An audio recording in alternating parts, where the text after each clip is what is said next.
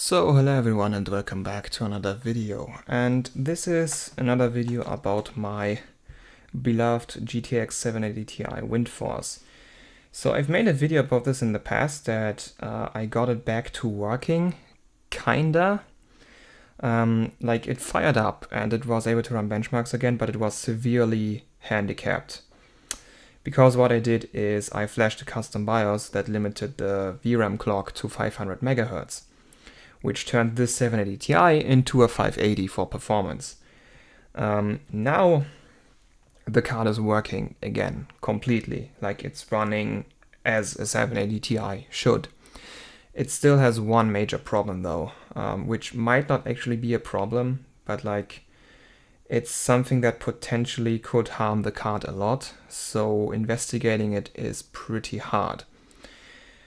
So let's talk about how I got here. So in January 2019, this card was my daily card for over 4 years. And sometime in January it started to artifact and I declared it dead because it was.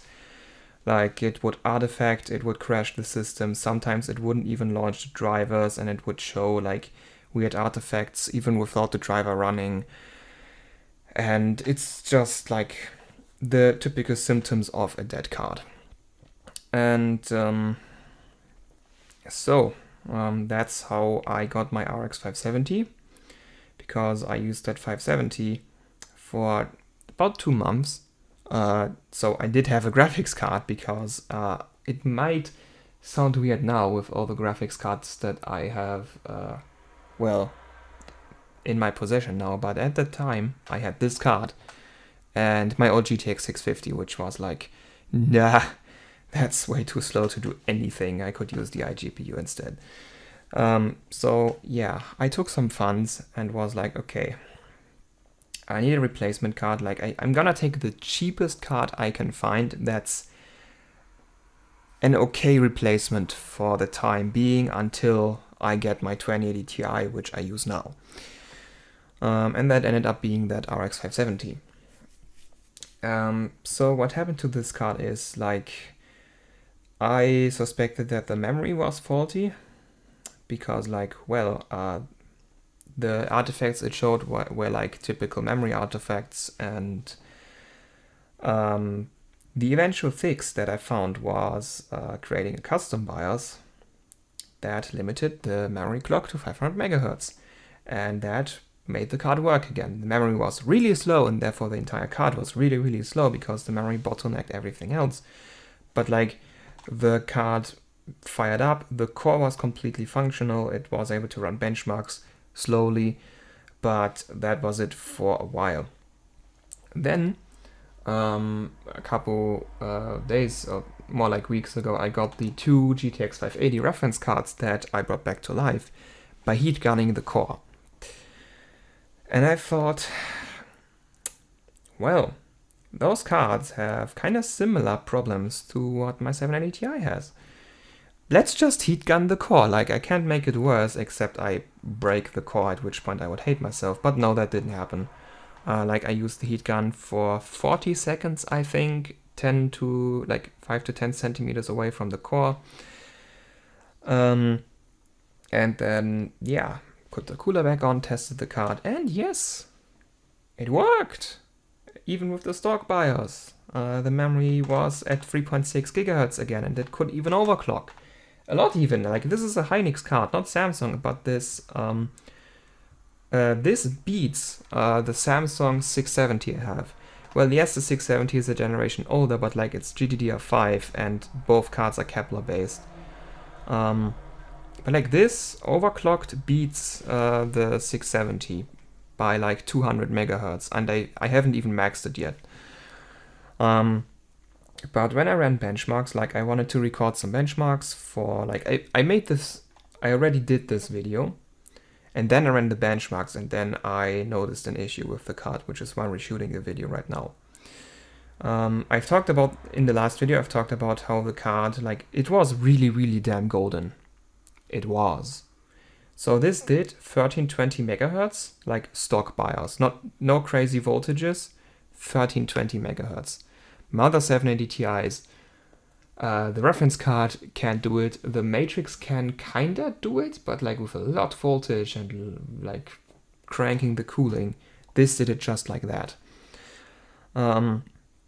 And once I've repaired the card, this was no longer possible.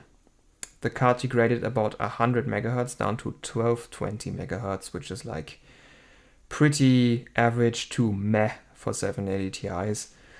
So my golden core is now a pretty unexciting core, which kind of made me sad, but like this card still has a much better PCB than the reference 780 Ti I have. So I thought, well, I'm gonna run this in SLI with the matrix.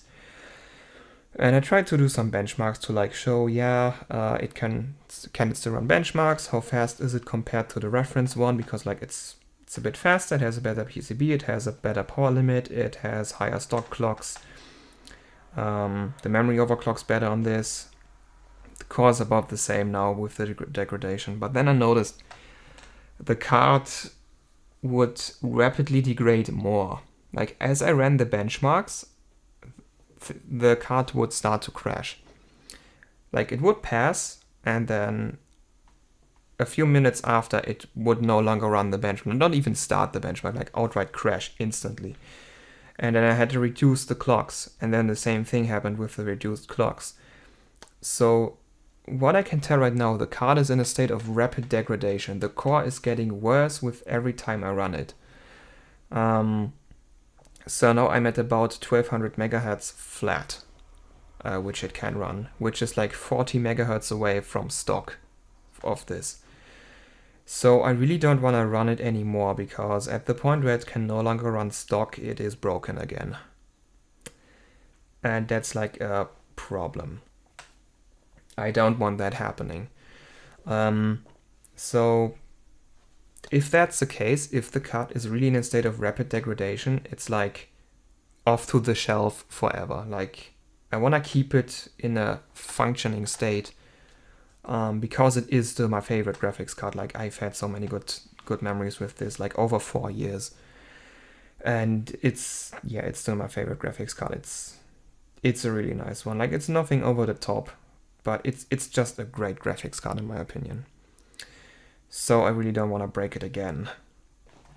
And so there's one there is one last piece of hope left, which might just be that it's a BIOS issue, because I did have the card running on a custom BIOS and the Kingpin BIOS at some point.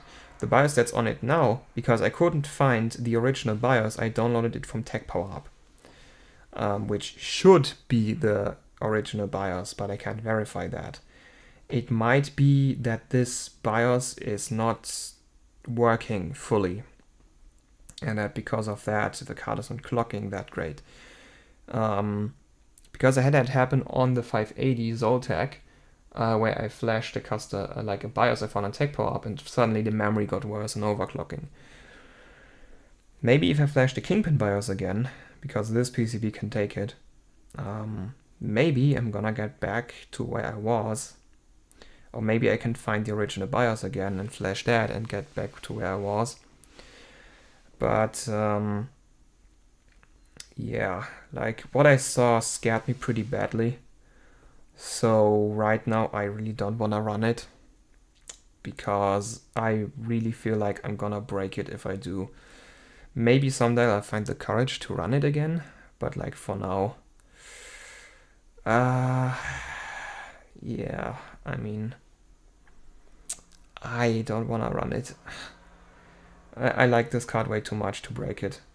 Like this is one of the cards that, like, it's easy to assume I'm a sadistic graphics card murderer or whatever with what I do to some of the cards, but like some of the cards which like there's a couple ones that are like really precious to me. This is one of them. The other ones are like the 580 Lightning, the 780 Ti Matrix, the 980 Ti Strix.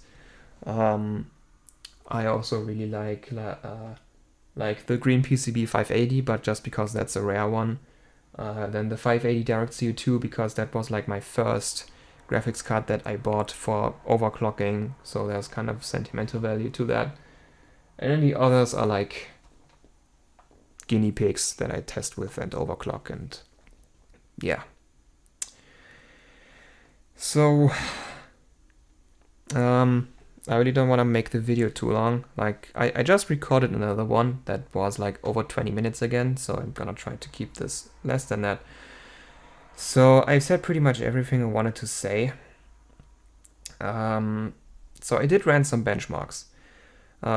It's only a couple of them. I did run the card against the reference 780 Ti with the reference BIOS. Like the Zotac card, it doesn't have the reference cooler, but like it's a reference PCB and the reference BIOS. So it's as reference as you can get for me. Like the cooler is slightly better. Well, who cares? So yeah, I can show you these benchmarks if you care, like what to expect. This is a custom 780 Ti. It's gonna be a bit faster, and it's gonna overclock better because better PCB, better power limit, and yeah, that's pretty much what you're going to see. And I would say, yeah, thank you all for watching. Hope you enjoyed, and now have fun with the benchmark.